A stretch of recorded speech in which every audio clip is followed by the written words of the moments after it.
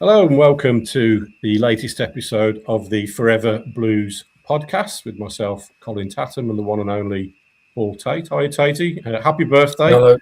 For the other day. Thank Get you. another year older, another year wiser. Crackers, I wouldn't say wiser. 55. And I said to my wife, I said, I'm actually closer to 60 now than 50. And it's mad, you know. As long as you can get there, keep ticking them off. Yeah, it's quite scary, you know. I think, a few years ago, I was out partying and doing crazy things and now I just couldn't dream of doing anything like that. Now I'm happy just to stay and have a cup of tea and walk the dogs, and I don't know. It's really worrying. It's really worrying. It's gone so quick. Embrace coming into your golden age. Yeah. Anyway, shout out to our principal partner, Davisons Law, who are backing us once again this season. So a big thanks to them, and great guys. And for all your legal needs, get in touch with Davisons. And also, it's nice to welcome on board the Big Bull's Head in Digbeth. Nice home there for all you Blues fans to go pre and post match, and you'll get a warm old welcome, good food, good drinks, and good music too. I know you've been in there a few times, Tatey, haven't you? I was in there the other week, with Burns, watching the England-Norway game with my wife and one of my kids, and the atmosphere was really good. It's a big blues pub, as everyone knows, in Digbeth. Yeah, it's good. Get yourself down there, and Burns is a great gaffer. Yeah, I'll second that. Right, straight into it. Obviously, actually, before we start, just a bit of housekeeping. Error on my part. I stand corrected. The last Blues player who played in the World Cup, then signed for us, was Jean Beausejour, 2010. Nikola Zigic, funnily enough, signed for us before that tournament in South Africa. And, of course, I said it was Aliou Cisse in 2002. So apologies for that. So I stand corrected. And also, a little question I'm going to throw out there for you. When was the last time that Birmingham City opened the season with a League Cup game, Carabao Cup game, as is the case this Saturday against Swansea City? And who was in goal and who was up front? Give you the answer towards the end of the podcast, but I'm not sure if you know that one, Tatey, do you? Absolutely no chance. No. Suitably stunned. I'm 55 now. 55 now, and I think it's I can't think about things like the grey matter's going. Anyway, let's crack on. I'll leave the stats to you. Yeah, it's a quiz and not a stat. Anyway, let's crack on. Couple of signings, ins and outs since we last spoke. Vazquez, Christopher Lund, and obviously James Beadle came in, and then Kyogo and Kai Wagner have departed. What have you made of the incomings, Tatey? Obviously a striker in Vazquez, left back in Lund, and obviously James Beadle again being engaged on a season-long loan. Yeah, I'm not surprised with the James one, if I'm honest with you. We did need a goalkeeper. He knows the club. Yes, he had a few moments, shall we say, towards the end of the season, which he got through. I know not all the fans are too enamoured with him, but he's a young lad. But I'm not too surprised with that one. The other two, I was shocked at. Obviously, his family can't settle, his wife, and when your partner and your wife can't settle, it's you got to go. The player that they brought in, I don't know much about him, but I think he was on loan 30 plus times in the Bundesliga, signing from Palermo in Italy. So he's got to be decent, to play in the Bundesliga. And the other guy, Vazquez, know very little of him. I know, just what everyone else has read up, really, that he runs, he holds the ball up well. His goal ratio isn't great, but he's one of them, isn't he? I said last season on the podcast, that's that when you do bring in players from abroad, it is a big risk. I.e., look at the Kai Wagner situation, where if your partner doesn't settle, he had settled, he was playing fantastically well for us.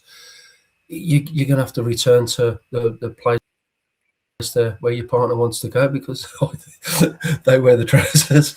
So yeah, it's a. I don't know much about it because I saw him come out against Barcelona.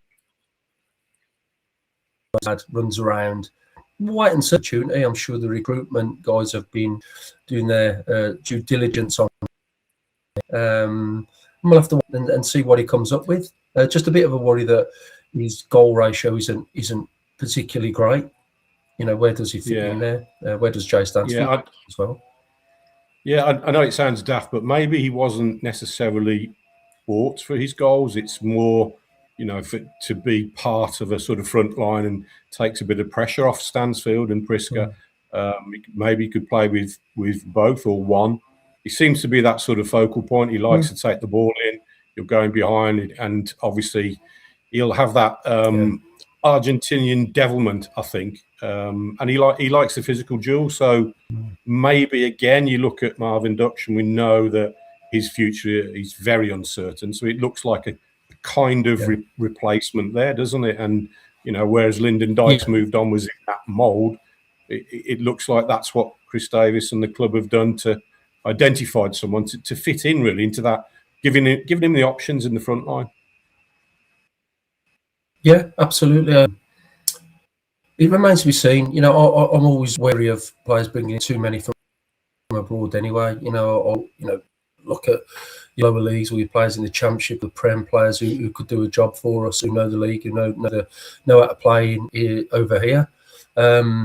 It's going to be a shock to him. You know, I know you say like it's the physicality side of things, and being Argentinian, they do like to mix it a bit. But it's the Championship, and I said it, I was on record saying all last season that it's so difficult. It's so physical. You know, I think Marvin Dukes come out and said last season he's known anything like it.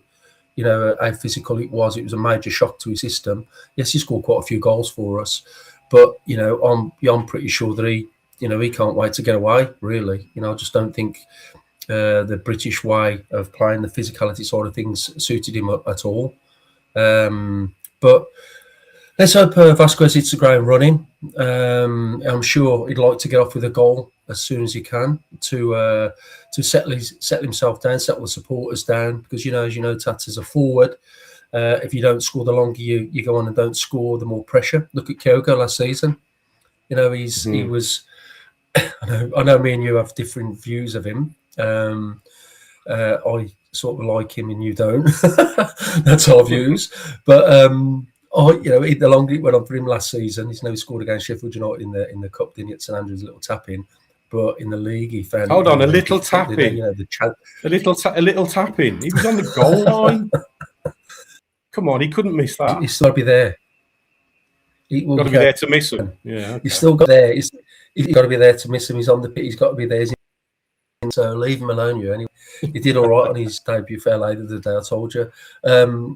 So the longer it went on for him last season, the more difficult. You know, he was snatching, wasn't he? And in his God knows how many one-on-ones. If he'd have put a lot of them away, we'd have been in a far higher position earlier than what we were. You know, we finished in 10th, but we were, he missed so many chances. But his confidence was shot to pieces. You know, when he was up at Celtic, he was a different player. You know, the goals were going in for him, and forwards, when they don't score, that's the end of the world. I'm just hoping that Vazquez can hit the ground running.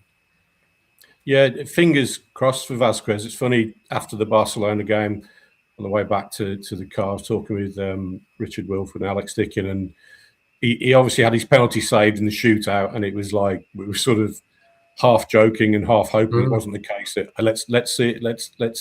Let's hope it's not a James Vaughan moment sort of thing when Vaughan came to Blues and he just couldn't score for love nor money. And but no, I'm sure it won't be the case. And Christopher Lund is an interesting one. Seems, again, he's a good size. He's athletic, competitive, a sort of souped up Kristian Pedersen, I think, Danish-American international. So it's an interesting one. Did it surprise you that Chris Davies went out and got a replacement for Kai Wagner, bearing in mind Alex Cochrane and Lee Buchanan are still at the club? And in fairness to Cochrane, I thought he was outstanding against Barcelona. He's always been a reliable sort for the manager, and his delivery off that left foot is very, very good as Yeah. Wagner's. Yeah, Alex Cochrane is a very, very good player, very in a similar mould to Kyle Wagner. I just think he was on the cards. As soon as Kyle Wagner had gone, he was going to bring in another left back. I'm not sure if Lee Buchanan's for him, if I'm honest with you. He's been out injured for nearly all of last season. He may be one of those ones that they're looking to move on. I don't think he'll fit into the Chris Davies mould of keeping the ball. I don't think Lee Buchanan is that type of player. But you're right in saying I concur with you that Alex Cochrane was fantastic the other night. He'll never let you down. But I think you do need two players. I mean, we had the problems last season, didn't we? Where at left back, so it's you never know what's going to happen over the course of a season. It was very strange thing to happen for us to lose, both our left backs last season in one hit. And it really, really told, didn't it? I think Ethan Laird was playing a lot there. And, that delivery from the left-hand side, which Cochrane and Wagner were putting into the box a lot, and just them little balls into the channels, they ceased last season when we lost them. So I think it was imperative that we went out and got someone, and they've identified this player, and on paper, it looks very good. Got some, good pedigree behind him. Whether he's going to be a Kristian Pedersen, I didn't really rate Kristian Pedersen at all. I don't know where you're getting that from. That's the lads, it's service. I remember he scored that goal at Brentford, first game of the season, from about 80 yards with an header. I don't know how he did it. And do you remember it? For it was like it was outside the box when else. We got absolutely battered. We got battered at Brentford, and we had one chance, and it wasn't even a chance. It was like I don't know what it was. It was just one of the best headers we've ever seen. And we come away with a 1-0 win, but we got torn to shreds. Yeah, we all our did, supporters actually. were going, Yeah. How did we beat them? Yeah. But it was actually quite funny, wasn't it, that game in its own way? I mean, that the ball just pinged across, and he sort of, I don't know, just got his head on it, or it hit his head. And how did it fly in from outside the box? It's an incredible goal. It was one of the best headed goals you'll ever see, and he'll never score a better goal than that. It was just incredible. But so I think this player will be better than Kristian Pedersen on the ball. Kristian Pedersen was a very good defender, very strong. So they've identified this player. The recruitment. Listen, last season we were saying everything's about recruitment, isn't it? You bring in the right players, you've got a chance. We are bringing a few players from abroad again. It's whether they settle. So they settle, and they, the first 7 or 8 games, which are really, really hard for us. And starting with Swansea away next week, and then Sheffield United away. You look at, I said to you, our first 8 league games. Oh wow! So I think that culminates with the Albion game away after the break, after the international break. Brutal start we've got. And if a lot of these players that we're bringing in don't hit the ground running, we're going to have a difficult start.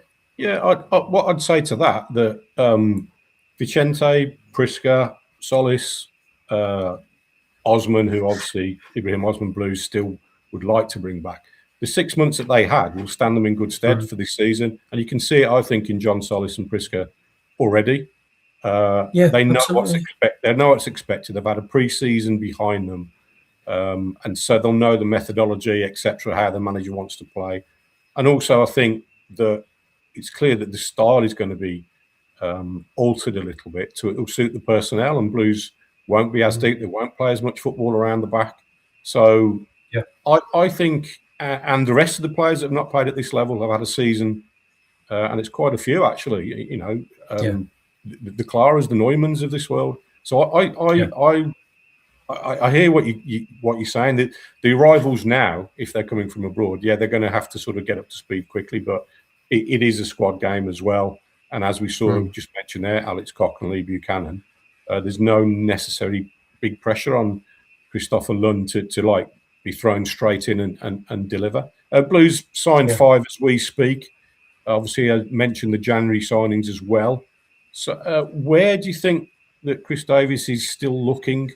I mean, I guess midfield is the obvious starting point. Pake's got another issue. Taylor Gardner-Hickman, he's injured as well. And do look a little bit light in the centre of the park. Yeah, remember I said last season about having legs in that midfield, that aggression. I think with John Solis, he's an aggressive player. But when it's funny how you said like the change of play that we played against Barcelona the other night, where we were getting the ball forward quicker into the channels. But when the ball was going up to Priske, sometimes there was no one running off him. The midfield weren't close to him. You're looking at can he get around him? To me, can't at all. So to me, I'd love it if we went out and got someone in that middle of the park who could play at the pitch. Rather if we are play this new style of play, as in getting the ball forward quicker. I don't mean smashing it forward, but I just, a couple of balls in the channels where Priske can run to, or someone just off him can get into those channels. I'm looking for legs in midfield. I've been saying it all last season that I think we struggle in there. If you look at Iwata and Solis or Pate, they're very similar at just keeping that ball moving in the middle of the park. Can they get forward at pace? I don't think they can, pal. I don't think they can. I said that. I said that all last season. So I'm not going to change my tune now. I'd love it if we could get someone out there who could actually, a really athletic player who's a known who's going to get about that pitch. If we are going to get the ball forward to a Priske, to a Vazquez, they're going to support him. I don't think Jay Stansfield comes into that category in the 10 role. I think he's got the guy playing that role. Started him out on the leftish, didn't they, the other day? And I do worry for Jay, if I'm honest with you, that I'm not sure where he fits in. Does he? I don't think Chris Davies knows. He's playing him everywhere, isn't he? He's playing him out left, on the 10, up front, as a lone striker.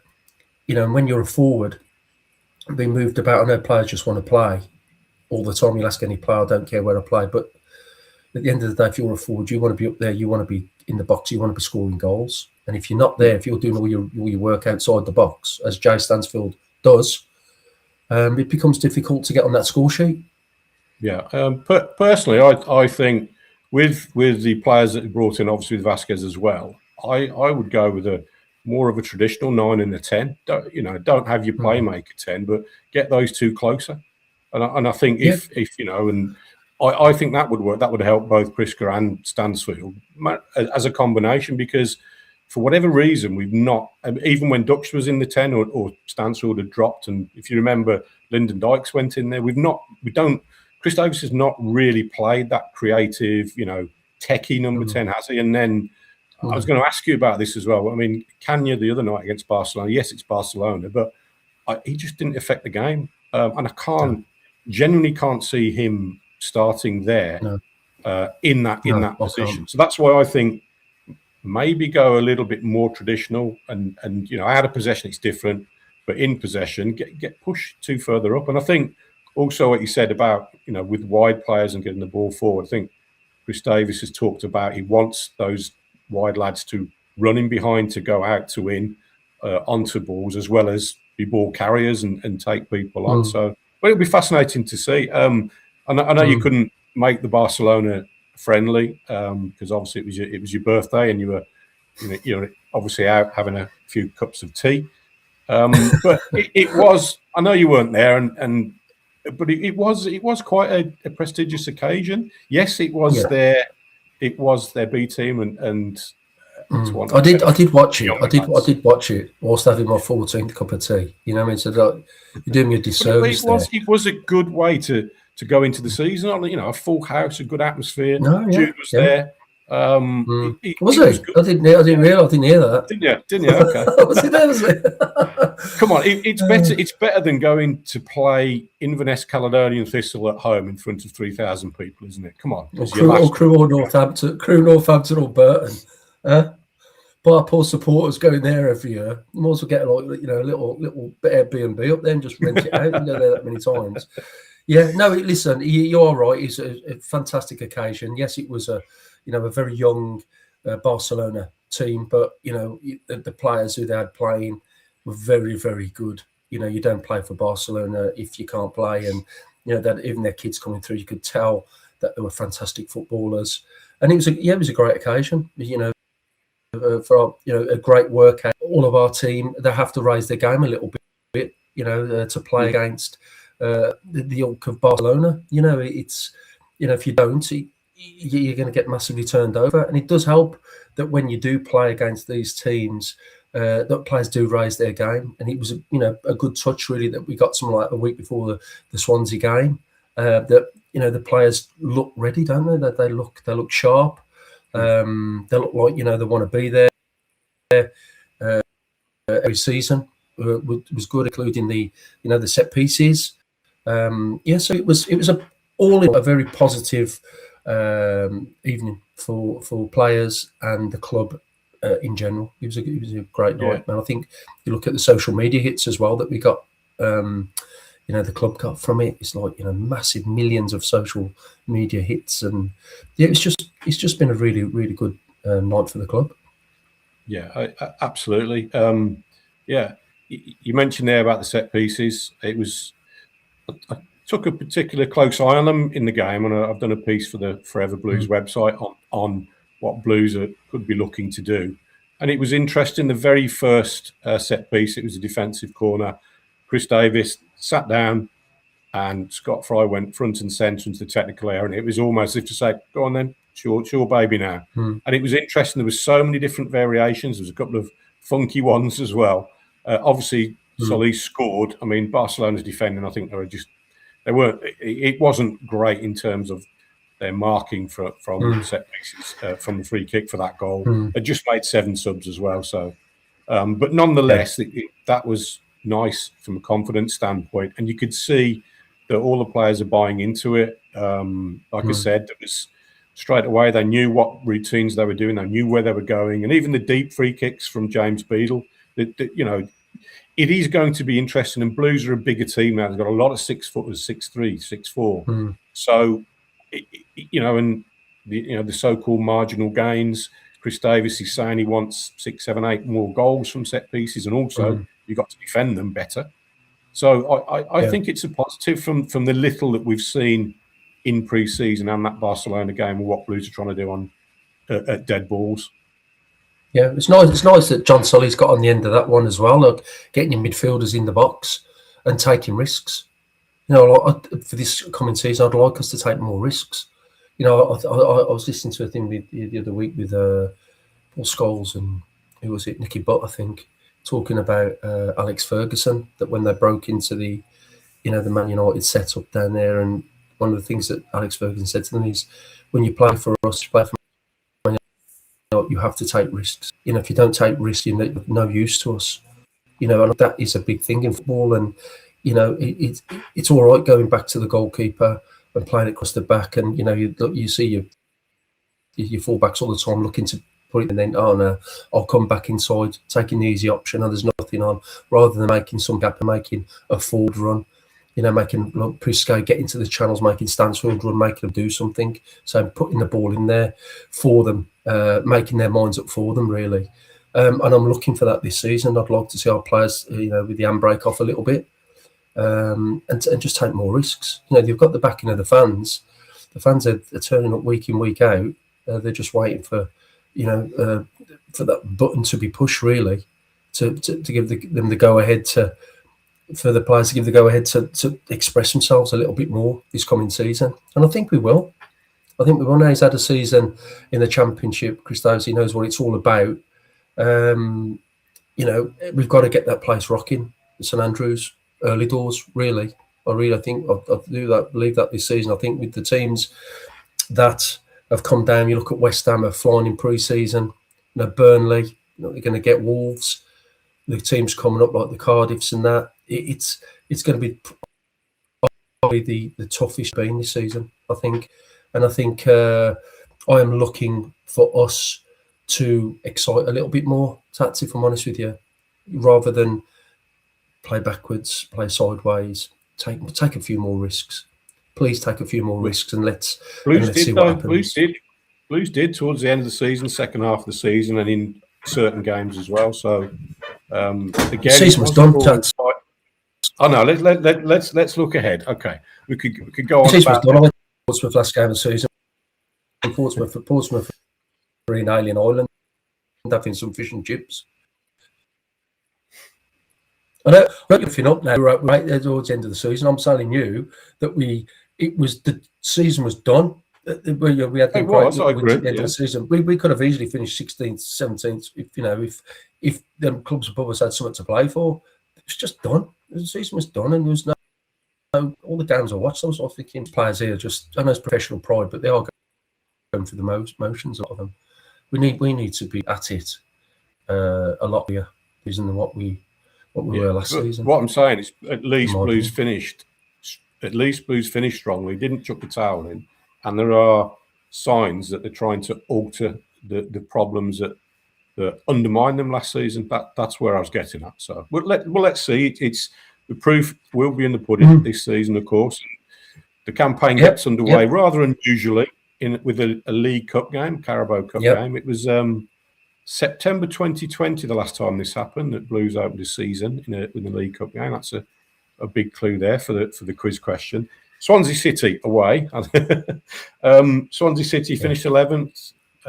Victor Matos has just signed a new contract. They've spent about 15 odd million this summer on a couple of wide players, defenders as well. So they're no mugs. What type of game do you expect it to be? And also bearing in mind it is the opening game, will both sides treat it as if it is a league game, if that makes sense, or is it another one to fine-tune ahead of the championship opener? It's a difficult one, isn't it? It's so weird. We're playing a cup game as our first game. It is, as you said, it's odd, just a really, really strange. And what a difficult game for us going to their place. They're very good, on record, I think, and they're very good on the ball. They move the ball well. It's going to be a real strange one. It all depends on how Chris Davies sees it and what team he puts out. Whether he thinks, let's put our starting 11 out and let's go for it, or does he, have his eye fixed on next week's game at Sheffield United and, just treats this game as another pre-season game, shall we say? I'm sure he won't, because at the end of the day, it's a cup game, and I expect him to play our strongest team. To me, if I was the manager, I'd just be going, right, this is the season now. We've started. We're going down to Swansea and we're going to give them a game. It's going to be a tough game. At Swansea, they play well. They moved the ball well. I think when they come to St Andrews last season, when I watched them, they were very good. They moved the ball very, very well. They were dangerous. They're a decent outfit. They're a really decent outfit. It's going to be a very, very difficult start to the season for us. I still can't get me around that it's a cup game. Yeah, it is strange, isn't it? It is. They've sold Ethan Galbraith to Stoke for £10 million. He will be a loss. Liam Cullen is a good player. He was very good at all, wasn't he? Very good player. Yeah, he's a big loss to him.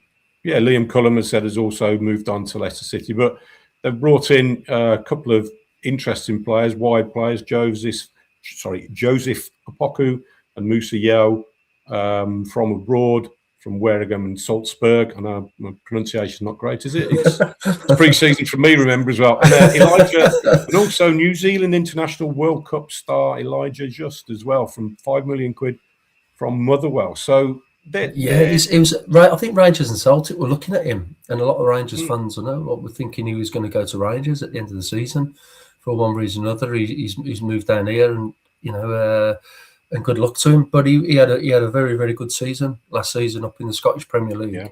Yes, it's a different style of football, but still a difficult one, very similar to the Championship. So he's one to watch. He's going to be one to watch if he does start for them. But losing losing Galbraith, I think was like a bit of a heartbeat of their midfield. He was an all action little player getting about the pitch. So it's a loss. It's a loss for them, but obviously they get 10 million, and they can allow them to bring in, 3 or 4 players. That's the nature of the business that we're in. And it's interesting what's happening around. Obviously, last season's top scorer, Zan Vipotnik, he missed three pre-season friendlies prior to Swansea's last pre-season friendly, when he only came on for 16 minutes. And there's a lot of talk about clubs in for him, West Ham in particular as well. Yeah. So it'll be fascinating to see how, if he starts, in fact, because he's not had that much football in the warm-ups, and what the future holds for him. But obviously last season, I think it was 25 goals in all competitions. He's a real handful. Yeah, he's arguably one of the best strikers in the league last season. What I saw is a real handful, made for the Championship. It's very, very strong, gets on the end of things. Yeah, he's going to be a big loss if they do lose him. It'd be interesting, as you said, if they do start him against us on Saturday, if he hasn't played that much over pre-season. So that, I think that is a risk, or while they're looking to offload him. I'm sure if the right offer comes in, that's what they'll probably do. Because they need that to survive. And I'm sure their recruitment team have already eyed someone else up across Europe. They've got their eyes on and waiting for this big money offer to come in from the likes of West Ham, who want to get out the Championship on the first attempt. And the way they're going, West Ham, if you've seen them in pre-season, they've done really well. They've played really, really good stuff. I watched them against Rangers last week, the week before, up at Ibrox. They look quite compact. Their jobs. Yeah, they're going to be there or thereabouts at the end of the season. Yeah, you'd imagine so, wouldn't you? So Blues open in the League Cup, in the cup competition. So the last time it was September 2020. All the clubs were coming back a little bit later because of COVID, behind closed doors as well. And Blues played Cambridge United at home of League Two. They were then. Goalkeeper, I'll give you a clue. The manager had just taken over, Aitor Karanka. And the goalkeeper was Andreas Prieto. Who was signed from Espanyol, is a basic reserve. And the lad up front for us was Aidan George. Wow. Yeah, Aidan, who's now a good player. Aidan, always liked him. He's now at Macclesfield. So it just showed that the personnel that Blues are having to juggle with. In the next week, when we played Brentford in the opening game, Zach Geacock played in goal, and Aidan again played up front for Blues.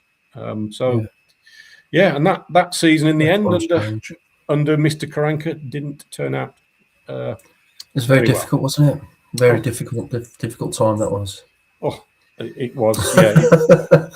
Don't even. It was hard. It was an hard watch, wasn't it? Oh yeah, it was a very hard watch.